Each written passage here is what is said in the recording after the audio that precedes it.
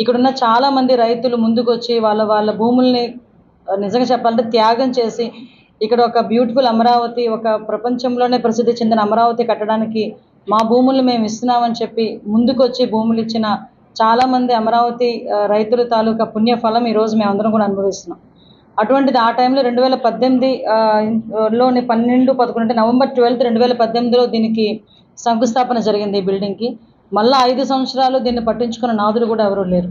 అంటే ఇక్కడ near by ఇక్కడ ఎస్డిపి ఆఫీస్ చాలా అవసరం ఇక్కడ, ఎందుకంటే పక్కనే అసెంబ్లీ, సెక్రటేరియట్ ఇవన్నీ ఉన్న సిచ్యువేషన్స్లో కమింగ్ జోన్ బందోబస్తుకి కానీ ఇక్కడ ఎక్కడైనా లా అండ్ ఆర్డర్ ఇష్యూస్ రాకుండా చూసే క్రమంలో కంపల్సరీగా ఇక్కడ డిఎస్పీ ఆఫీస్ అవసరం అని చెప్పి ఆ రోజు ముఖ్యమంత్రి గారు తలచి ఇక్కడ ఇంచుమించుకు ఒక ఎకరం స్థలాన్ని కూడా కేటాయించి పోలీస్ స్టేషన్కి కట్టడానికి అని చెప్పి ఆ రోజు కేటాయించి శంకుస్థాపన కూడా చేసిన తర్వాత దాన్ని కూడా పూర్తి చేయకుండా 5 సంవత్సరాలు ఇంచుమించుగా అలాగే కాలయాపన చేశారు.